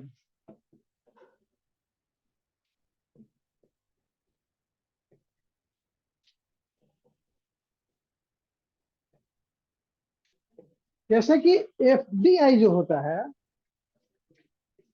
एफडीआई में कोई भी कंपनी किसी भी कंपनी को परचेज कर लेती है, या उसके शेयर को खरीद लेती है, या उसके रियल एस्टेट को खरीद लेती है, और वो करके क्या करती है, ओनरशिप और कंट्रोल डेवलप करती है उस कंपनी पर। जितना ज्यादा शेयर रहेगा, एनडीटीवी में क्या हुआ, वही ना हुआ कि नंबर ऑफ शेयर्स उन लोगों ने खरीद लिया, तो कंट्रोल और मैनेजमेंट जो है वो हो गया। तो वो तो मान लीजिए इसी देश के थे और इसी देश में किए, तो वो तो डोमेस्टिक इन्वेस्टमेंट हो गया। ये बात है फॉरेन इन्वेस्टमेंट का। यही काम अगर मान लीजिए अल जजीरा किया होता या सीएनएन किया होता, तो ये फॉरेन डायरेक्ट इन्वेस्टमेंट में ये चला आता। और ये जो है, इसका मतलब ये होता है कि ये एफडीआई लॉन्ग टर्म इन्वेस्टमेंट होता है, जो पूरे कंपनी को, जमीन को, उसके मशीन को, उसके सब चीज को खरीदेगा, तो वो तो एक दिन के लिए नहीं खरीदेगा, वो तो उसको चलाएगा फिर।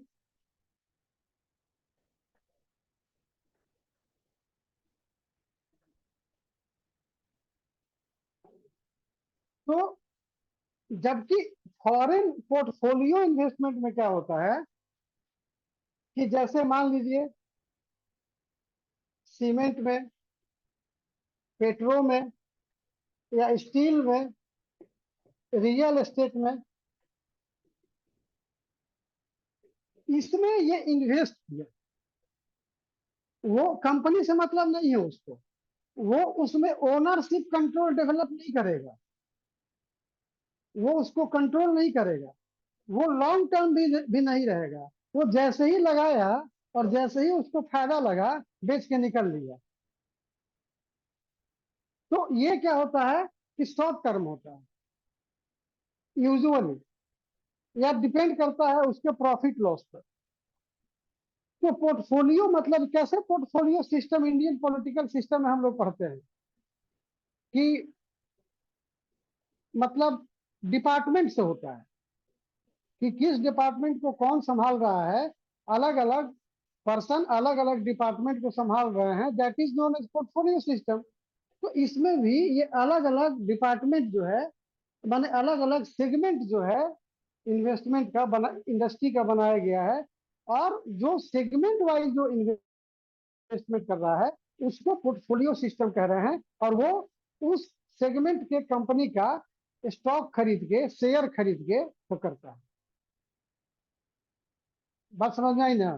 तो पोर्टफोलियो सिस्टम जो है पूरे मतलब इस जो मई 2023 का जो ये है वो 43,838 करोड़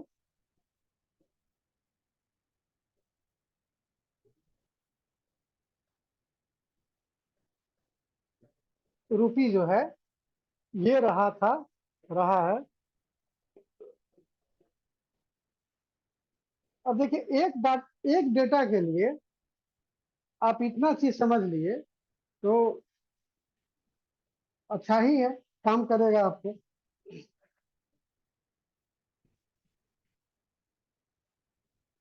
वैसे ये सेकेंड हाईएस्ट है पिछले अगस्त 2022 से, जबकि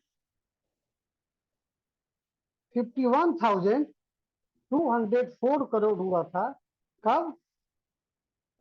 अगस्त 2022 में। उसके बाद से ये सेकेंड हाईएस्ट है जो कि पोर्टफोलियो इन्वेस्टमेंट में इन्वेस्टमेंट हुआ। एक योजना है कदम श्री। कदम श्री कभी कभी कोई कोई पॉपुलर योजना जो है, स्कीम जो है, किसी किसी इसका पूछता है। ये केरला का, it is scheme of Kerala, Kudumbashree. It is a program to poverty eradication and women empowerment। तो पॉवर्टी इरेडिकेशन और वुमेन एम्प्लॉयमेंट पर केरला गवर्नमेंट का ये प्रोग्राम है कदम श्री। अगर आएगा पूछेगा कि कदम श्री किस स्टेट द्वारा शुरू किया गया है तो आप उसको लिख सकते हैं। एक है सनन पावर प्रोजेक्ट।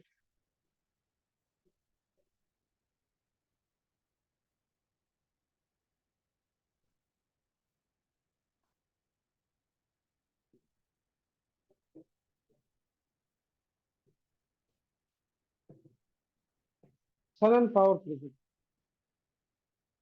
ये है हिमाचल प्रदेश में, और 1925 में ये बना था। और ये ओनर जो है इसका कौन है? पंजाब गवर्नमेंट। उस समय तो हिमाचल और पंजाब नहीं था। अभी जो बंटवारा हुआ उसमें ये पड़ गया हिमाचल में, और ओनर जो है ये पंजाब पड़ गया। अब जब ये 2023 आया और ये लीज किया हुआ था, अब ये हिमाचल प्रदेश की जो गवर्नमेंट है अब इस लीज को कैंसिल कर रही है और आगे नहीं बढ़ा रही है। और इस तरह से अब ये प्रोजेक्ट जो है ये खत्म हो जाएगा, रिन्यूअल नहीं करेगा। तो चूंकि ये चर्चा में है, न्यूज में है, सनन पावर प्रोजेक्ट, तो इसलिए हो सकता है कि केवल इतना आपसे पूछ दे कि सनन power project is situated in which of the following state, तो फिर आपको हिमाचल प्रदेश दे दीजिएगा अपना। ब्लू स्टार को तो जानते होंगे, ब्लू स्टार कितने लोग जानते हैं? Yes, sir. ऑफलाइन में से ब्लू स्टार कितने लोग जानते हैं? हिस्ट्री वाला ब्लू स्टार ऑपरेशन स्वर्ण मंदिर स्वर्ण मंदिर गुरुद्वारा में, इंदिरा गांधी, ठीक है। ये 6 जून 1984 को किया गया था। और ये उस समय के लिए एक एसेंशियल और बहुत ही डेयरिंग एक्ट था। वो इंदिरा गांधी जैसा कोई लीडर ही कर सकता था जो कि डेयरिंग हो सकता था भाई। मतलब अगर नहीं किया जाता तो शायद जो खालिस्तान मूवमेंट था वो बड़ा, और वही कारण बना उनके मौत का। तो ये इसका 39th एनिवर्सरी जो है 6 जून को मनाया गया।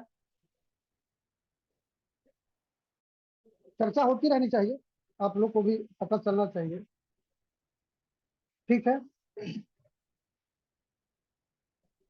CII जानते हैं, confederation of Indian industry, CII। CII के प्रेसिडेंट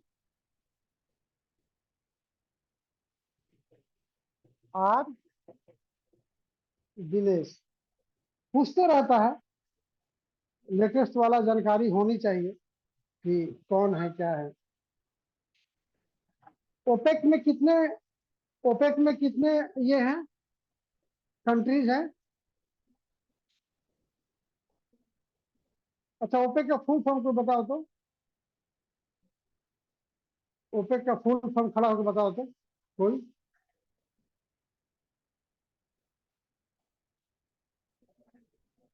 हो गया ना? खाली करेंट पढ़ाइए, बताए थे, पूरा इस पर करवाए थे, कहाँ उसका हेडक्वार्टर है, कहाँ क्या है, कितने कंट्रीज हैं। Organisation of petroleum exporting countries. ये सब चीज देखकर अपना हमेशा याद करते रहना चाहिए। तो ओपेक जो है, अच्छा इसका हेडक्वार्टर ही बता दीजिए। वियना। वियना में है। और इसका खासियत यही है कि ऑस्ट्रिया जो है, जहाँ वियना है, ऑस्ट्रिया इसका मेंबर ही नहीं है, फिर भी वहां पर उसका हेडक्वार्टर है। तो ये कुछ कुछ पेकुलियर चीजें जो है जो कि जानना चाहिए, समझना चाहिए। NIRF के बारे में तो जानते होंगे, स्टूडेंट से ही रिलेटेड है।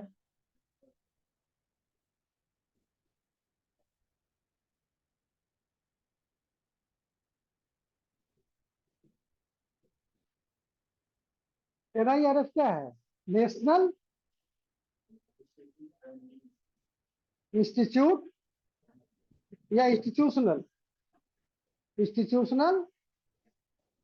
रैंकिंग फ्रेमवर्क, ठीक है। तो ये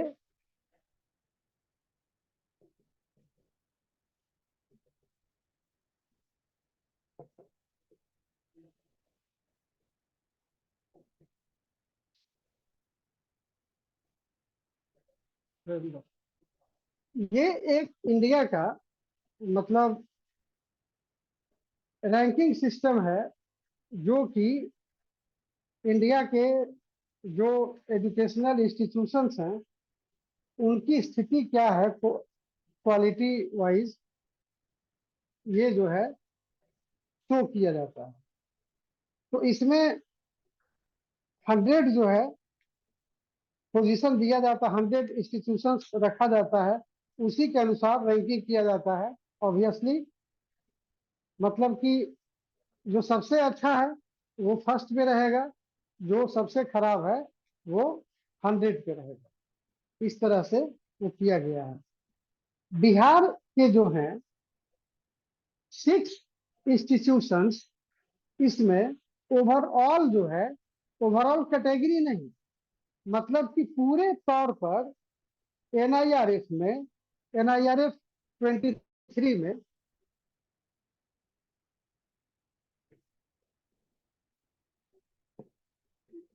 6 इंस्टीट्यूशंस, इसमें मतलब रैंक में आए हैं। और ये जो रैंक में जो आए हैं, सबसे अच्छा रैंक जो है 27th रैंक है। और सबसे मतलब एडवांस जो आगे या नीचे कहिए वो अगर है तो वो है आईआईटी पटना का, जो कि ओवरऑल कैटेगरी में 66वां लाया है। मतलब कि बिहार के जो इंस्टीट्यूट है वो 27th रैंक से लेकर 66वां रैंक तक इसमें शामिल हुए। अब अगर देखिएगा तो मेडिकल, अगर ओवरऑल कैटेगरी में देखिएगा तो ओवरऑल कैटेगरी में हम आपको बोले ही कि आईआईटी पटना जो है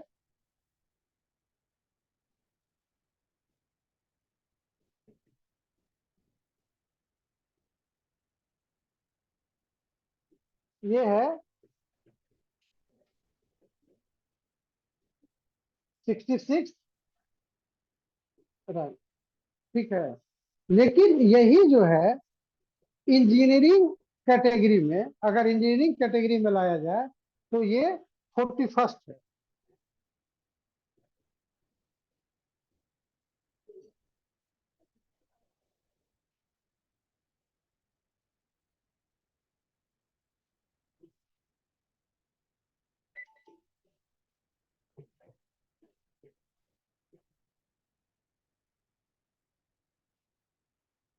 इंजीनियरिंग कैटेगरी में आईआईटी पटना का।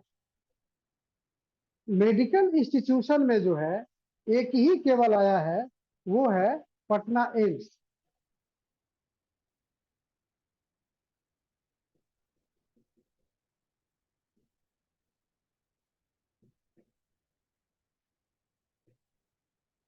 ये किस कैटेगरी में है? Medical institute. और ये कौन सा रैंक है? 27th है। तो ये बिहार के किसी भी इंस्टीट्यूट का बेस्ट रैंक जो है इस बार 27th है। इसका स्कोर जो है 57.30 स्कोर मिला है 100 में से। इसके अलावा एक एग्रीकल्चरल एंड अलाइड सेक्टर है, जिसमें कि Rajendra Prasad agricultural university,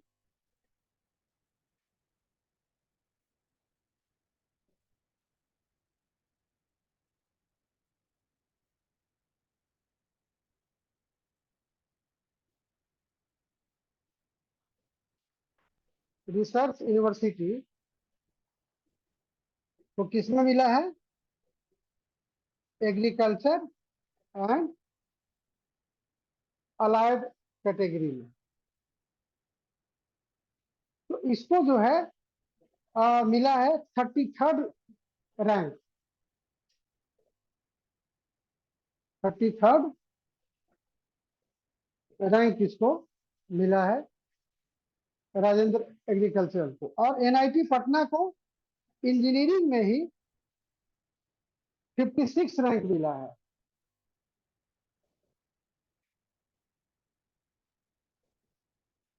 NIT Patna को इंजीनियरिंग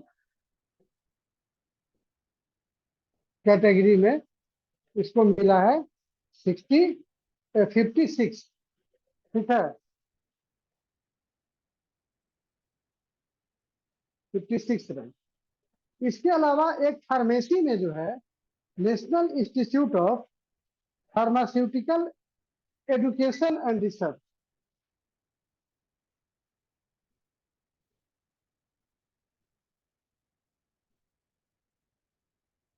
नेशनल इंस्टीट्यूट ऑफ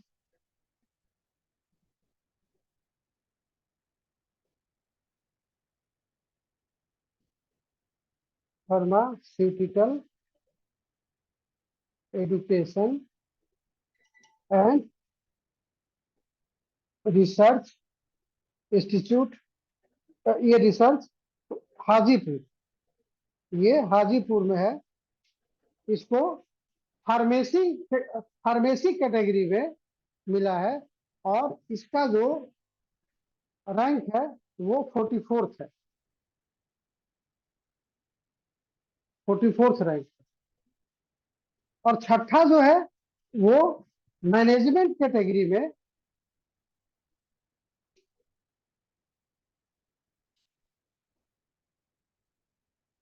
छठा जो है वो मैनेजमेंट कैटेगरी में IIM गया को मिला है और इसका जो रैंक है वो 53rd है, 53rd है। और बाकी आपको बिहार वाला भले मतलब नहीं मिलता, इसलिए हम लिखा दिए हैं। हमको लगता है कि बाकी वाला आपको आराम से मिल जाएगा, इसमें बहुत ज्यादा दिक्कत नहीं होना चाहिए। वैसे अगर ओवरऑल कैटेगरी में देखा जाए तो फर्स्ट पोजीशन किसको मिला है? IIT मद्रास को, और उसके बाद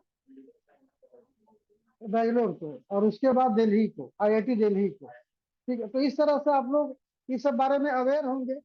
और जो कॉलेजेस भी हैं, सबसे मतलब फर्स्ट रैंक पर जो कॉलेज है वो कौन सा है इंडिया में? इंडिया के कॉलेजेस में फर्स्ट रैंक पे कौन सा कॉलेज है? भाई कॉलेज होगा तो तुम लोग को इंटरेस्ट होना चाहिए। मिरांडा हाउस जो है वो फर्स्ट नंबर पे है, ठीक है। सेकंड नंबर पर कौन सा है? हिंदू कॉलेज। थर्ड नंबर पे प्रेसिडेंसी कॉलेज। प्रेसिडेंसी कॉलेज कहाँ है? चेन्नई वाला।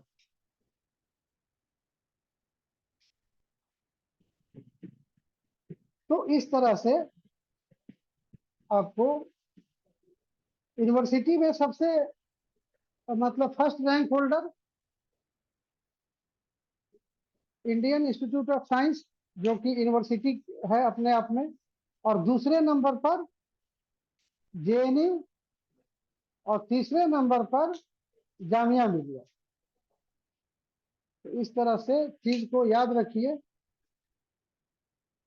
जानना चाहिए, ठीक है।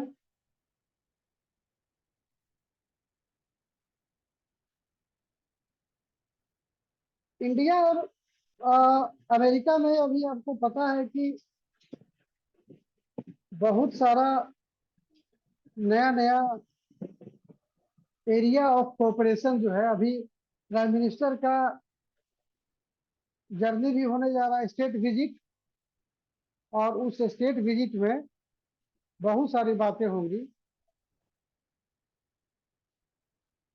उस पर हम लोग एक अलग से क्लास करेंगे, जिसमें कि बहुत सारा टर्म आपको मिलेगा और उस टर्म पे आपको मेंस का भी आप टॉपिक उस पे लिख सकेंगे। तो वो हम लोग एक अलग से कर लेंगे, इसमें अभी छोड़ देते हैं। एक मैलिक योंग नाम सुने हैं इधर?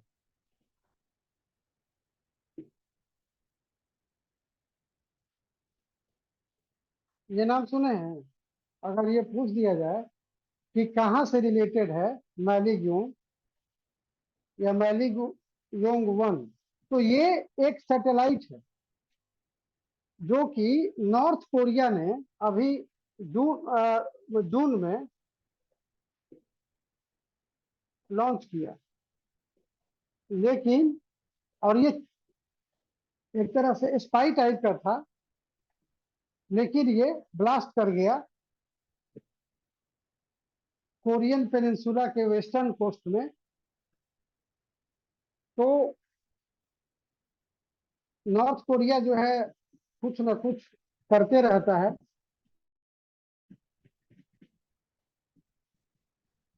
एक कंबाइंड मैरीटाइम फोर्सेस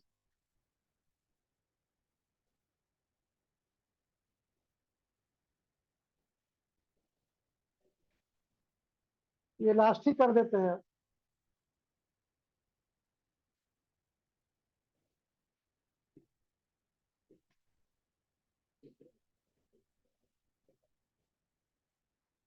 इसका जो इस्टेब्लिशमेंट है वो 2001 में किया गया था, कंबाइंड मैरीटाइम फोर्सेस। इसका जो स्थापना किया गया था वो एक्चुअली जो ग्लोबल ऑयल ट्रेड है उसका जो मतलब जो ट्रेडिंग होता है और जो ट्रांसपोर्टेशन होता है, तो गल्फ वाटरवेज में,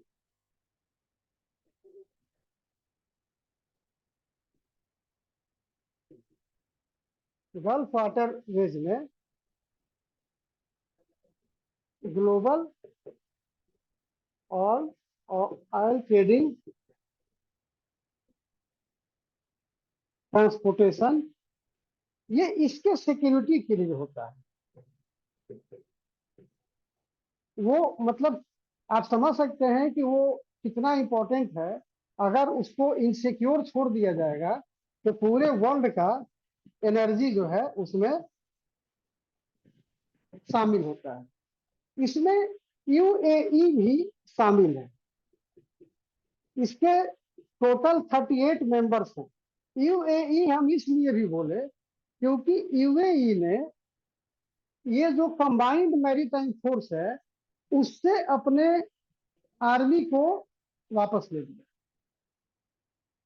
वो उसमें अपना आर्मी नहीं गए, but the number of total members shall remain unchanged to 31, क्योंकि वो मेंबरशिप उससे वापस नहीं लिया है, केवल अपना फोर्स उसमें नहीं भेजेगा, पार्टिसिपेट नहीं करेगा। ठीक है, तो इस तरह से ये वाला आपका है। लेट हो गया आज, इसलिए टाइम भी थोड़ा सा कम मिला।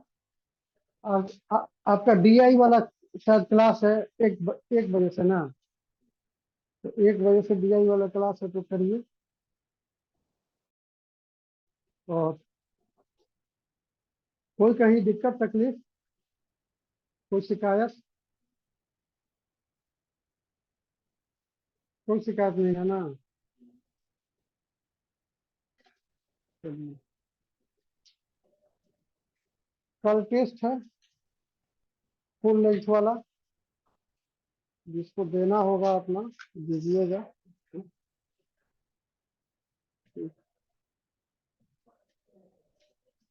ये कागज कागज वहां से रखो।